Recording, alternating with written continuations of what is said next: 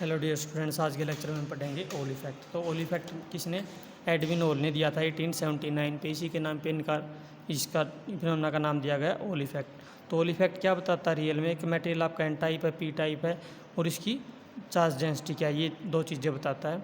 ये स्टेटमेंट क्या देता है कि अगर हम एक करंट कैरिंग कंडक्टर को ट्रांसवर्स यानी कि परपेंडिकुलर मैग्नेटिक फील्ड के अंदर रख देंगे तो उसके अंदर एक पोटेंशियल सेटअप हो जाएगा, पोटेंशियल या इलेक्ट्रिक फील्ड। वो क्या होगा, आपका परपेंडिकुलर होगा दोनों के, करंट की डायरेक्शन के भी और मैग्नेटिक फील्ड के। इस फिनोमेना को कहेंगे हम ओल इफेक्ट। अब इसको प्रूव करेंगे।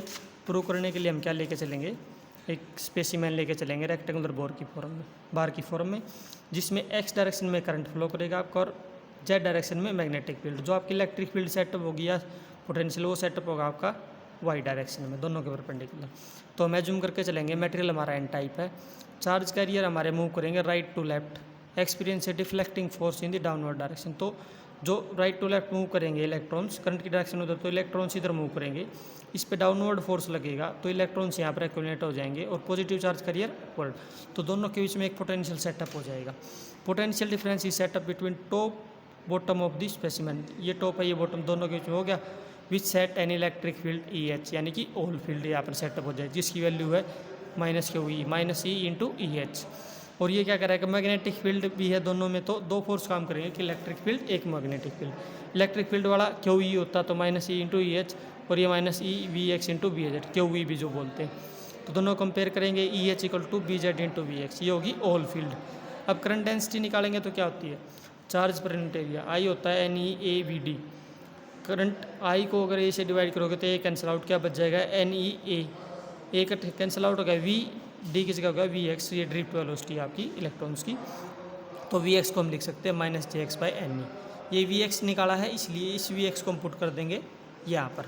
तो हमारी ओल फील्ड क्या बन जाएगी, ई एच बन गई minus J X by N E, V X की वैल्यू पुट कर दी B Z, minus one by N E अलग कर दिया, J X into B Z.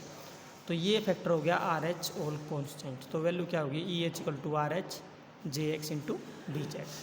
तो ये ओल कोफिशिएंट, ये वैल्यू भी और ये भी लिख सकते हैं यहाँ से, R H equal to E H by J X B Z, यानी कि हम लिख सकते हैं hall field per unit current density, hall field per unit current density per unit transverse magnetic field is known as hall coefficient R H. तो R H क्या बताएगा, nature of charge carriers that responsible for conduction process. फिर अगर R H की value negative होगी तो specimen will be either an type और metal, दो चीज़ें हो सकती है। अगर इसकी वैल्यू क्या कह रहा है, अगर लार्ज है तो ये स्पेसिमेन क्या होगा, एन टाइप। अगर स्मॉल वैल्यू तो क्या हो जाएगा, मेटल हो जाएगा। तो क्योंकि हम एन टाइप ही मान के चले थे, इसलिए आर एच अगर नेगेटिव के बारे में, एन टाइप के बारे में बताएगा तो स्पेसिमेन दो तरीके का हो सकता है, एन टाइप और मेटल। अब ये क्या करेगा, मेटल कब होगा, जब आर एच की वैल्यू स्मॉल होगी, लार्ज वैल्यू होगी तो क्या होगा, स्पेसिमेन एन टाइप। अब नेक्स्ट निकालेंगे मोबिलिटी और ओल एंगल। मोबिलिटी क्या होती है हमारी, drift velocity per unit electric field, drift velocity per unit electric field. यहाँ से वैल्यू निकाल लेंगे वी एक्स की, म्यू इंटू ई, और जो हमारा ई एच था V X into B Z, उसके अंदर पुट कर देंगे म्यू ई बी जेड। एक ओल इफेक्ट की ये वैल्यू थी R H J X B Z, दोनों को कंपेयर कर देंगे, बी जी से बी जी कैंसिल आउट, तो क्या हो गया, हमारी क्या वैल्यू आ गई, mu E equal to R H into J X. R H J X B Z ये कंपेयर किया था, म्यू की वैल्यू आ गई R H into J X by E, ये कैंसिल आउट, ये म्यू की value R H into J X by E, sigma into R H, ये इलेक्ट्रिकल कंडक्टिविटी है, current density per unit electric field.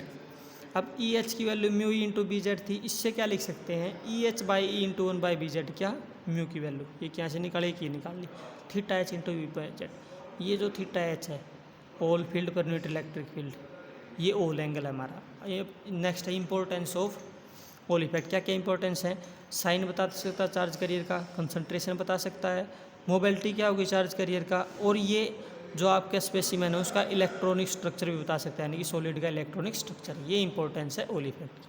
तो ये था हमारा ओल इफेक्ट। नेक्स्ट हम पढ़ेंगे diamagnetic, paramagnetic and ferromagnetic substance. ये आपने पहले ही पढ़ रखे हैं। तो डायमैग्नेटिक सब्सटेंस कौन से हैं, जिसके इंडिविजुअल एटम्स आयंस जो है नेट मैग्नेटिक मोमेंट जिसका जीरो होगा, तो या नेट मैग्नेटिक मोमेंट नहीं होगा, उसको हम कहेंगे diamagnetic substance. They are weakly repelled by magnetic field. Example हैं कॉपर है, एंटीमनी, क्वार्ट्ज, मर्करी, टेस्टा। पैरामैग्नेटिक सब्सटेंस में कौन से आ जाएंगे, individual atom science, net non zero magnetic moment होगा, यानी कि कुछ ना कुछ वैल्यू होगी। They are weakly attracted by magnetic field, aluminium, platinum, chromium, glass, टेस्टा। नेक्स्ट फेरोमैग्नेटिक सबस्टांस, इसके भी इंडिविजुअल एटम आयंस क्या होंगे, नेट मैग्नेटिक मोमेंट होगा और लार्ज वैल्यू होगी, और ये भी अपने आप को क्या करेंगे, align themselves spontaneously in common direction with magnetic field. Example iron, cobalt, निकल। अब इनकी प्रॉपर्टीज़ का कंपैरिजन है। तो डायमैग्नेटिक सबस्टांस का क्या कह रहा है कि एक हम बार लेके चलें डायमैग्नेटिक सबस्टांस का और उसको फ्रीली सस्पेंड कर दें तो ये 90 डिग्री पर रेस्ट करेगा, 90 degree to the direction of field, जो फील्ड की डायरेक्शन है उसके परपेंडिकुलर। लेकिन पैरामैग्नेटिक सबस्टांस फ्रीली सस्पेंड करोगे तो फील्ड की डायरेक्शन में आएंगे और ये इमीडिएटली आ जाएंगे फील्ड की डायरेक्शन में, ये थोड़ा टाइम लगाएंगे।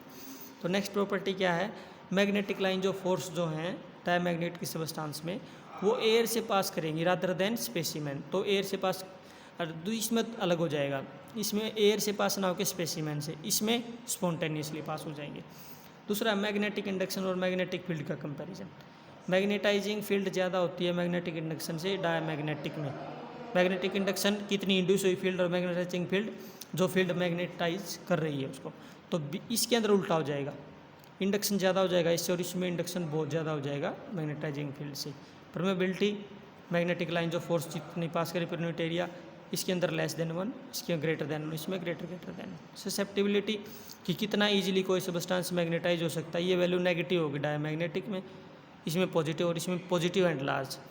इसकी जो ससेप्टिबिलिटी है ये आपके टेम्परेचर पर डिपेंड नहीं करेगी, ये टेम्परेचर पे क्या करेगी, ये डिक्रीज होगी टेम्परेचर राइज के साथ और ये भी टेम्परेचर राइज के साथ हमारी डिक्रीज होगी।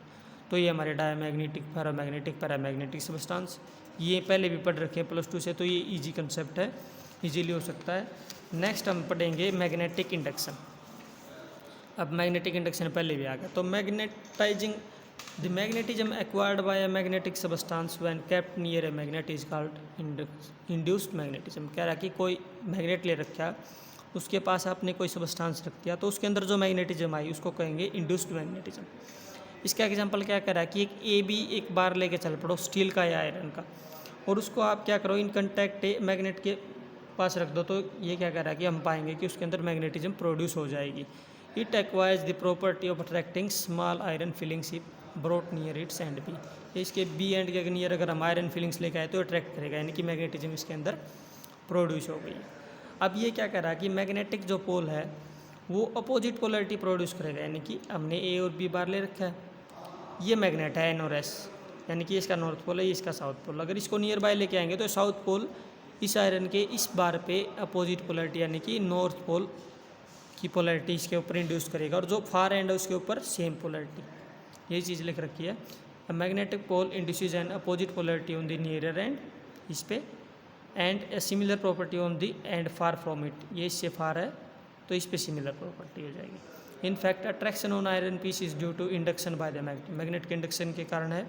दस attraction is always preceded by induction. तो ये क्या कर रहा है कि जो अट्रैक्ट कर रहे हैं मैग्नेटिज्म में अट्रैक्शन है वो आपका क्या होगा, इंडक्शन के कारण प्रोड्यूस हो रहा है।